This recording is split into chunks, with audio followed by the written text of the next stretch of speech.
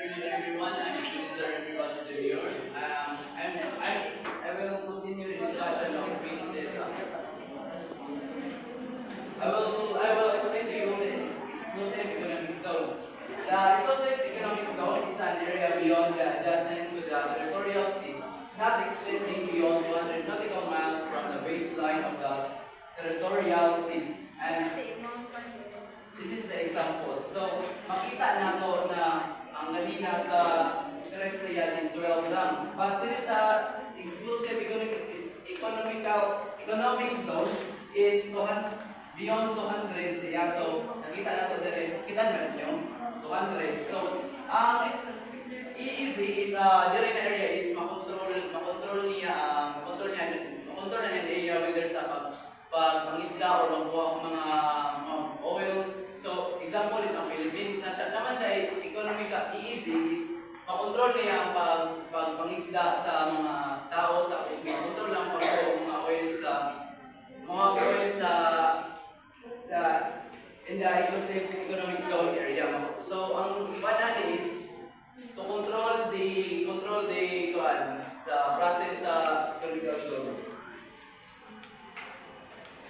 And exclusive economic zone includes the EEZ includes the contiguous zone.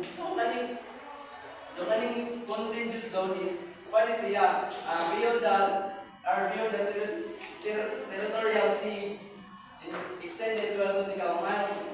So makita nato dire siya 12 nautical miles. So diya contiguous zone. Thus, ang kaning contiguous zone is na process siya mga laws na ang mga criminals na magpanamuntakas bitaw ang magkuha na madakpon sila or tapos ang contiguous zone na provide siya comprehensive framework para sa safe sa nation.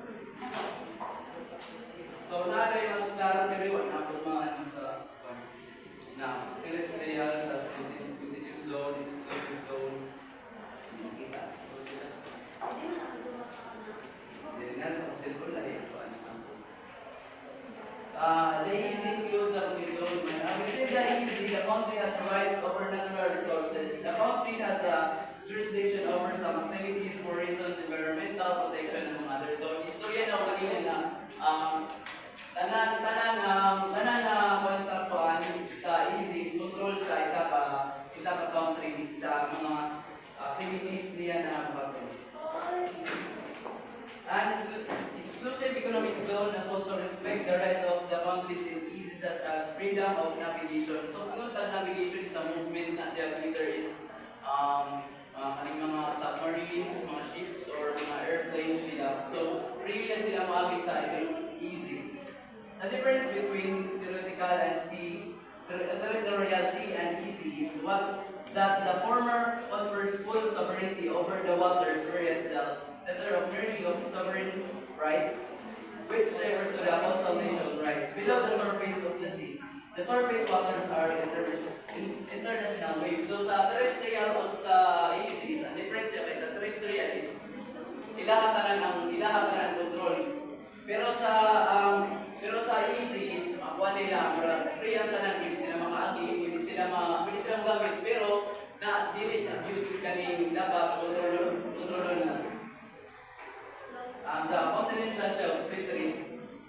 The continental shelf of a coastal state comprises the sea and some soil watering areas that extend beyond its territorial sea throughout the natural prolongation of its land territory to the outer edge of the continental margin, or to a distance of 400 nautical miles from the baselines from which the breadth of the territorial sea is measured where the outer area of the continental marine does not extend up to that distance. Article 76.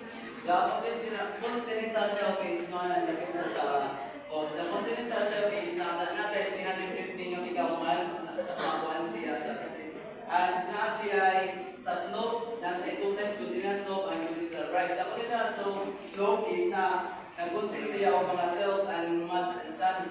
Tapos, their color siya black and brown. Sa continental rise is nag-consist ng mga rock,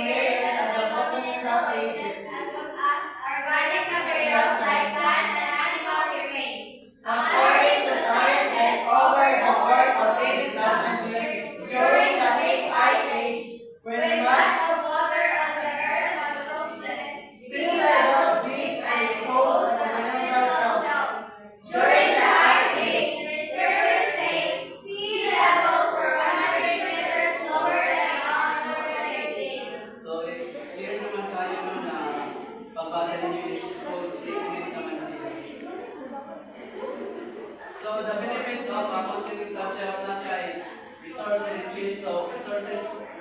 rich is so naman niya ang mga fishes like tuna, crabs, na kaya siya mga oils niya. And biodiversity, navigation, and transportation, fishing grounds, tourism opportunities, continental shelf is makatrapot siya sa mga tourism guide. Yeah, perfect man siya sa mga dito. And carbon storage, we all know that ikan siya sa inorganic o organic na kuhan. So, makuha din siya sa carbon storage na cycle cell. Tapos sa scientific exploration, scientists may pwede sila mag-study din sa continental shelf sa biology, sa marine life. And coastal protection. High seas. The high seas are parts of the sea that are not within the EEZ, the territorial seas. Interval waters are archipelagic waters. Article 7. Under the Article 7, those will not state be subject part of high seas of sovereignty under Article 7 of the same law. All states, including landlocked states, enjoy the freedoms of high seas. In Article 87, yan yung mga lugar na landlocked sa base sa example ni yung tao landlocked dito, kanang mga lugar dito sila na wala sila connection sa water, kaya nasa sila sa tunga dito sa lugar. Sa example lang na isang Afghanistan, Bolivia, o Switzerland. Kaya nasa sila mga lugar is wala din sila connection sa sea, so napalibutan lang sila land. Tapos and the section 89 is pwede sila makahagi sa mga seas bitaw freely na di sila mo man ang law. Benefits of high seas, fisheries, global trade routes, and international collaboration and freedom of navigation. So sa fisheries is makuha mo ang mga pag-study mo diya sa global trade routes, mga agihanan na sa navigate ka and international collaboration. Na collaboration may tabo kay connected mo ta sa lain na lugar kay freely man maka-travel ta sa freedom of navigation. The freedom of the high seas, please read. The freedom of the high seas include the navigation of aircraft, civilian and military aircraft, the use of marine cables and marine planes, and not limited to research, construction, and operation, and other installation allowed by international law and fishing. So there is a freedom of high seas. Parihan po sa ganina is na sila yung freedom mga buhat nilang lain-lain activities but na limitation na hindi maka-abuse sa seas. Tapos ginaano nila sa higher ups na ilang mga activities. International Tribunal for the Law of the Sea or ITLOS. The UNCLOS ITLOS, which consists of 21 judges elected by the member state system that plays to ensure geographic balance. So ITLOS is siya consisting of 21 judges with different places para fair sila na pag-decision. Kanilang decision is sa mga balance, mga laws sa sea para sa kaayuhan and yes, marathon. And